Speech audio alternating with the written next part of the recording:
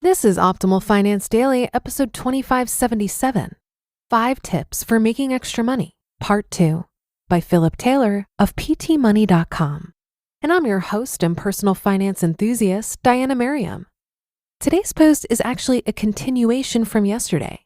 So if you're new here, it'd be best to listen to yesterday's episode first. But if you're all caught up, let's hear Part 2 and continue optimizing your life. 5 Tips for Making Extra Money, Part 2, by Philip Taylor of ptmoney.com. Money-making tip number 2, start today. Perfection will come later. As the saying goes, the perfect is the enemy of the good. You have a choice: sit around in the planning stage forever or jump in with both feet and earn while you learn. Kimberly Palmer had an idea for digital planners created around specific life goals and didn't hesitate. She started her own Etsy shop and learned the ropes as she built her business. Sales didn't skyrocket immediately.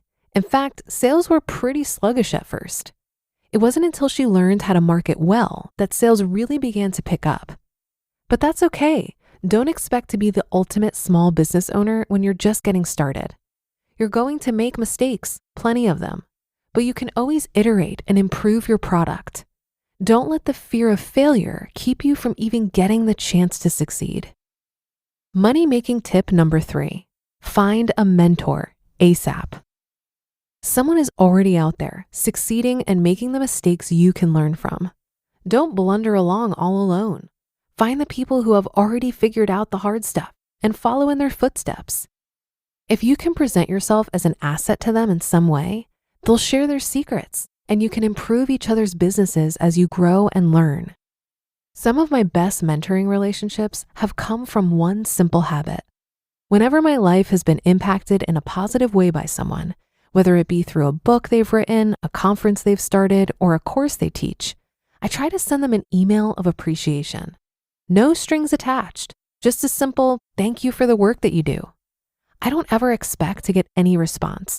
But guess what I've surprisingly found? I often do get a response. In fact, many times the person I've sent the email to will ask about my story and my business. And thus, the relationship begins. Some of my best mentoring relationships have begun in this simple way. Beyond that, surround yourself with a community of people who are making their own success. You'll be able to crowdsource solutions for problems and absorb knowledge through osmosis. Money-making tip number 4, planning and goal setting. I know I keep saying just do it, but that doesn't mean you shouldn't make a plan or set goals.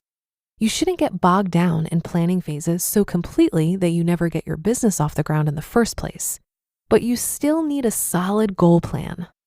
Start with short-term goals. Think small, achievable, and build out to long-term goals.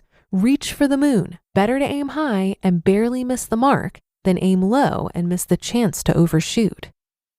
And money-making tip number 5, do the work. If you're here looking for a magic way to make extra money, that's not going to happen. There's no get-rich-quick trick. When it comes down to it, we circle back to your passion. Do you have what it takes to turn something you love doing into a money-making business? Success is only 1% passion, as they say. The other 99% is hard work. At the same time, you want to avoid burnout. What fun is living your dream if you're too worn out to enjoy it? Check out the interview with Letitia Stiles linked in this post. In it, she explains how she realized that it's not all about working to make extra money, but having the time to enjoy it. Also, in her guide to staying motivated for long-term goals, Sarah Catherine says that accountability groups can be helpful. Joining Facebook groups with like-minded people might be a good idea. Or you may want to ask a few friends and/or colleagues if they'd be willing to help you form a mastermind group. Also, keep a list of things that you've already accomplished. It's easy to get discouraged about the goals that haven't been reached, but when you take a moment to think about how far you've come, it can help you work up the gumption you need to keep moving forward. How I make extra money. For myself, the path to making extra money was to start my own blog and write about personal finance. It was easy. All I needed was a domain and a web hosting service. PT Money started as a little side hustle, and I've grown it into a respectable secondary income. Does that mean everyone should blog about personal finance? Nope. I have a passion for it, which is why it works for me. I get to do what I love, talk to people about money making and money management, and I get paid for it. I'm living my dream. What's yours? The key is to recognizing your own passions and figuring out how to monetize them. In the end, it comes down to putting yourself out there, doing the work, setting goals, marketing, and avoiding burnout. That's the path to real success. You just listened to part 2 of the post titled 5 Tips for Making Extra Money by Philip Taylor of ptmoney.com. It's no secret how important e-learning solutions are in today's dynamic business landscape. If you want any chance at keeping up, it'll be necessary for you to have innovative tools that transform workplace learning into a seamless process. That's where our sponsor Articulate comes in. Used by over 120,000 plus organizations, Articulate is a software company that specializes in e-learning tools. Their suite enables easy creation of engaging online courses, catering to individuals and organizations, delivering effective online learning experiences and training to their workplace. Articulate makes it easy and efficient to create engaging digital learning experiences that reach more learners, giving you endless possibilities to create, collaborate on, and distribute stunning and interactive e-learning experiences. So visit articulate.com/360 to start a free 30-day trial of Articulate 360. That's articulate.com/360 to start a free 30-day trial of Articulate 360. Creating a business through monetizing your hobby could be a great way to make some extra money, but it could also lead to killing your passion for that hobby. So I just wanted to offer a word of caution here. Hobbies often serve as a personal escape from the demands of daily life.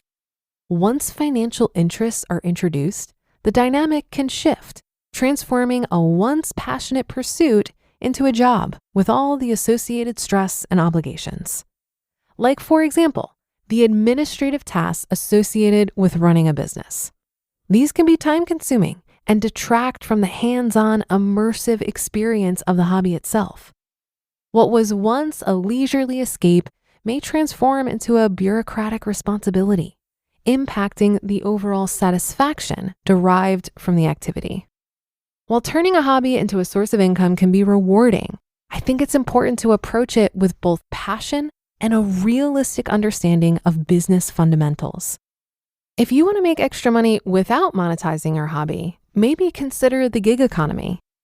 One of my favorite authors on this topic is Kevin Ha, who writes a blog called The Financial Panther. Check out his post called The Ultimate List of Gig Economy Apps if you're looking for more ideas. It's incredibly comprehensive. And that's another episode of Optimal Finance Daily in the books. I'll be back with more for you tomorrow. So have a great rest of your day, and I'll catch you tomorrow, where your optimal life awaits.